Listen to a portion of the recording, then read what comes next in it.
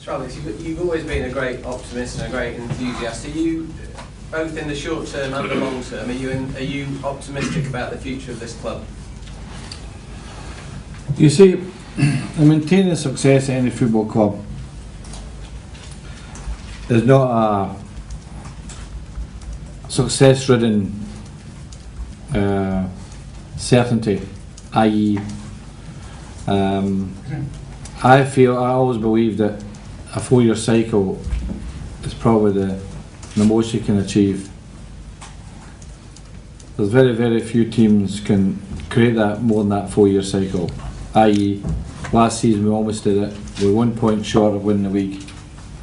And in these stages, and we have been doing this for the last 3 or 4 years, and we realised that to continue to maintain a high consistency of being there, which is as important as anything, we had to inject youth into the club. We realised some years ago that gigs, schools, were never going to last forever, and therefore our policy is to develop footballers in the place. We had a player who once says to me that Rooney and Ronaldo weren't good enough. Can you believe that? He actually said they weren't good enough, and he wasn't prepared to wait until they were good enough. A player said that? Yeah. Yeah.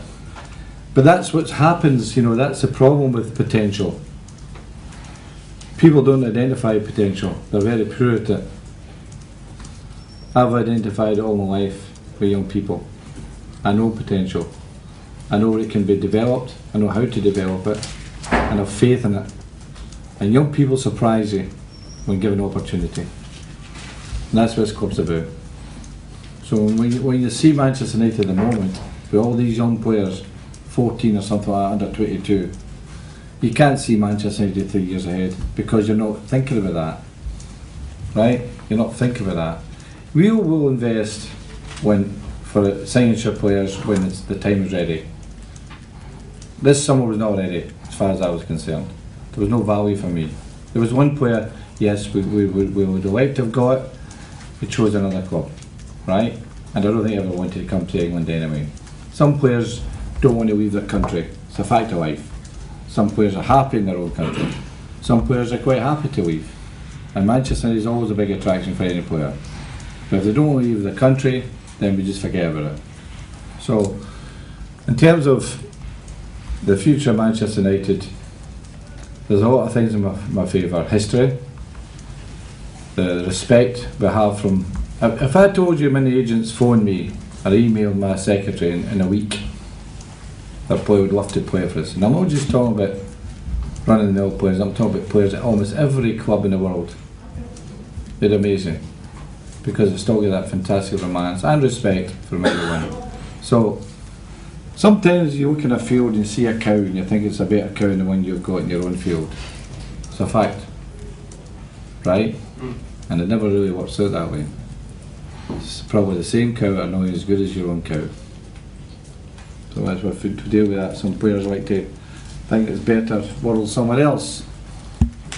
Never really works. But that is asking the supporters to be patient as well, actually.